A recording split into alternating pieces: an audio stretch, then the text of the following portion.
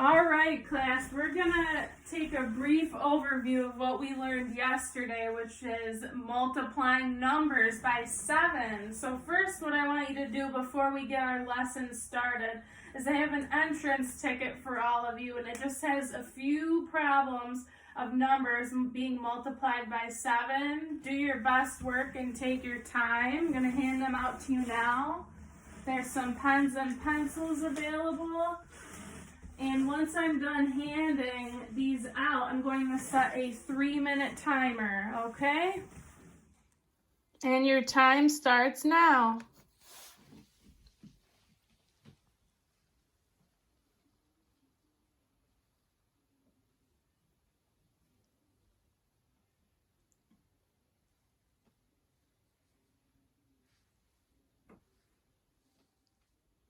All right, friends, another minute. And when you are done with your entrance ticket, please flip them over and I will collect them. Then I will each have you head over to the carpet.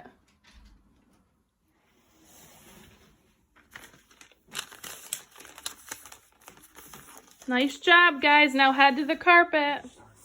All right, friends, now that we're at the carpet, let's read our learning target together for the day. I can solve multiplication word problems. Very good. So first off, I just want to see if there's any vocabulary words that are associated with multiplication that you guys know. So I'm going to call on Cassie first. The X. Yes, you're correct. Now, what does the X stand for? The symbol of multiplication. Very good. So whenever you see that in a problem, let's say 4x5, that means you're going to multiply the two numbers together. All right. Zach, do you have anything to add? The product. Very good. Now what does that mean? The total of two numbers multiplied together. Very good.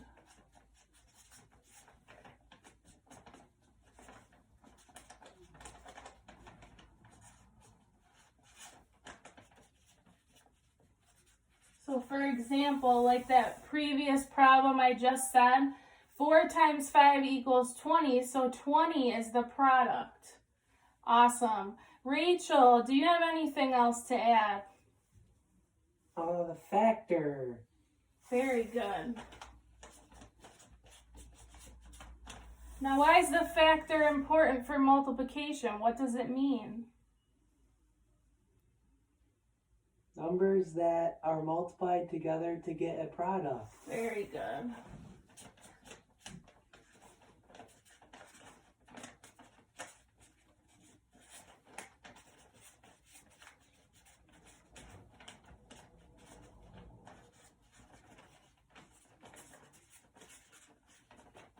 And lastly, I'm going to call on you, Matthew. What's something else we can add to this list?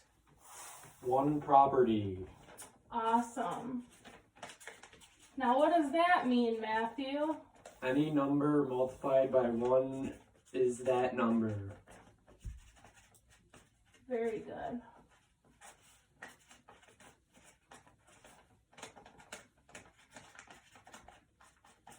So, for example, any number multiplied 1 is that number. So, if you have 6 times 1, what is the answer going to be? 6. Very good. If you have 10 times 1, what is the answer going to be? 10. Very good. And it's the same for every number. You could have 2,000 times 1 and it would equal? 2,000. Very, very good. All right, so now we're going to practice some multiplication word problems together. All right, friends, what we have here is our practice word problems. We're going to do a few together, and then I'm going to call on one of you to actually read it and answer the problem in front of your class. So first, Matthew made sandwiches. If he has 4 friends coming over and he made 3 sandwiches for each person, how many sandwiches did he make? Matthew, how do you think you would solve this problem? I think I would make like an array or something. So like the four friends like down like do it like a vertical column or a horizontal column, Mm-hmm. and then do the three sandwiches like as like a vertical column, and then you just count how many there are. That's a very good strategy. So I've drawn out the array. How many total sandwiches are there then? You just need to count all the dots together. There's 12 there. Very good. So for my answer, I would write 12 sandwiches. We need to make sure we're very specific with our answer. Good. All right, Cassie, this one is for you. Cassie made juice from oranges. If she used 2 oranges per glass of juice and made 6 glasses of juice, how many oranges did she use? How are we going to solve that problem, Cassie? I think I would do 6 times 2. Very and good. See what that equals? And it's 12. Awesome job. So what will we label it after 12? 12 oranges. Very good. How did you come to that conclusion? How did you know those were the 2 numbers to multiply? Because it said 2 oranges and there were 6 glasses. So, and it was asking for oranges, so that's how you solve that problem. Excellent. All right, Zach, I'm going to have you come up and read this word problem and then show your friends how you came to the conclusion of your answer. So you can come on up. Okay, so Zach prepared games for his 4 friends. If each game takes 5 minutes to prepare and prepared a total of 5 games, how many minutes did it take for Zach to prepare the game? All right, show us your strategy to solving this multiplication word problem. How would you solve it?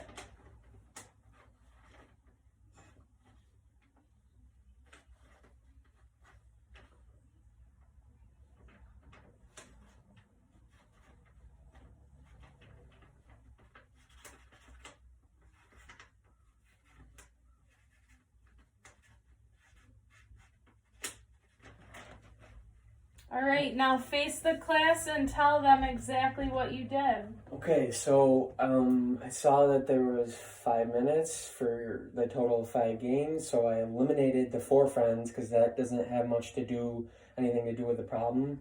And then, so it was asking for how many minutes, so I just did 5 times 5, and that equals 25. So it's a total of 25 minutes it took to prepare the game.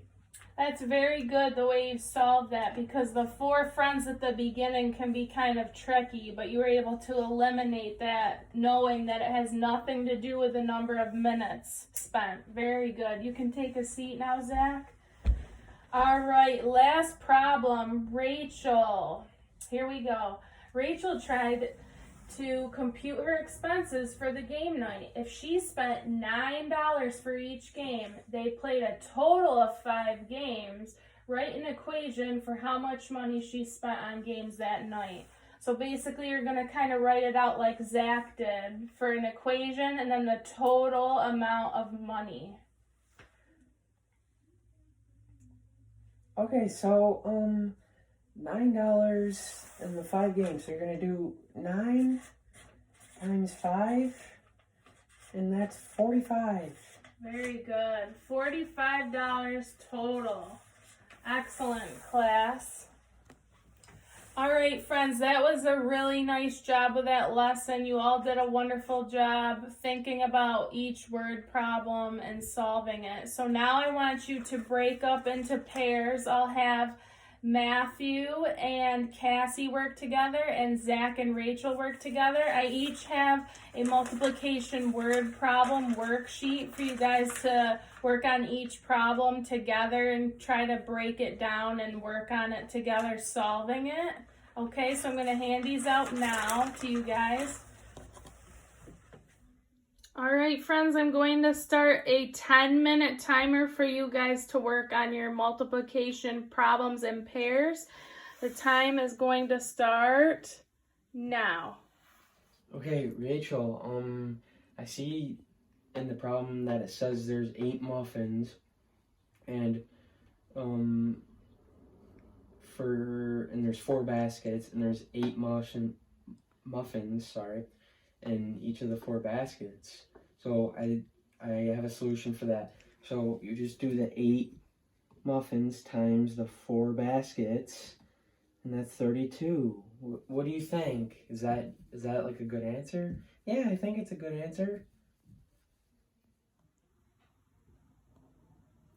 Oh, Matthew and Cassie, I can see you guys are doing some great work over here. Keep it up.